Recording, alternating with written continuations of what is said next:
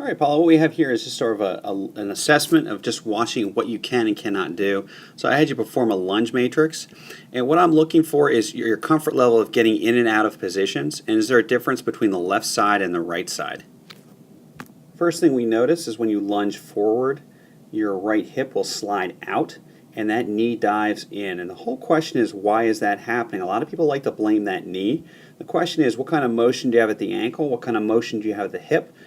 And more importantly, what kind of motion do you have in stride? A lot of times you'll have a restriction in the anterior part of the other hip that will actually act as a protector, and you'll get a compensation. So it's really a stride issue. And so let's see if there's a difference between your right stride and your left stride. So that's right stride. Let's watch left stride. And see how much more confident that knee doesn't dive in? Much more comfortable getting in and out of that position. Just a total difference between the two, a tale of two hips. I took the other one in silhouette. This is more with the sun on you, so you can see how the knee compensates. You see that left knee in and out pretty easy. Watch that right knee. See how that knee just dives in, buckles right in.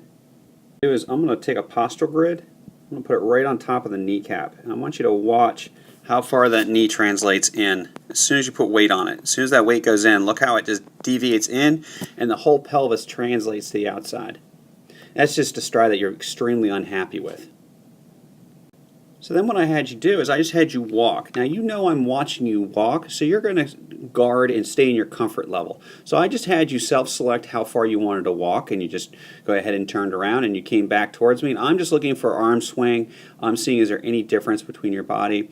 You see a little bit of a toe out there on that right foot. It's just information. So then what I did is I said, okay, let's take an exaggerated long stride. So I'm basically telling you, let's go out of your comfort level and see how your body responds.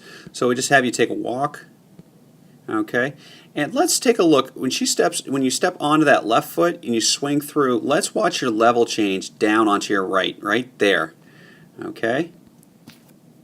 Put a bullseye and just monitor, take a look at your head position. And as you roll through, watch how far you suddenly drop. You see that level change, that whole head and body drop. And I'm suspecting you have a restriction somewhere either in your left ankle or your left anterior hip. Something's going on that it's basically when you're stepping on that left leg and you swing through to get onto your right, you drop hard onto it. And that's just information. And then I had you walk pigeon-toed, where I took up the internal rotation in your hips, and I wanted to see how your body reacted when you took away rotation of the hips. How would you get through and gait? And really what I wanted to do is look at your arm position. I'm going to slow down the speed of your walking, and look at that right elbow. See how it doesn't move? Left arm is moving, right arm is not. It stays flared out to the side. So there's definitely a restriction in the body, and we want to take a look. Is it coming from that right hip? Is it a problem in the left? But we definitely have some disharmony, and we want to address those imbalances to make you more efficient in your running mechanics.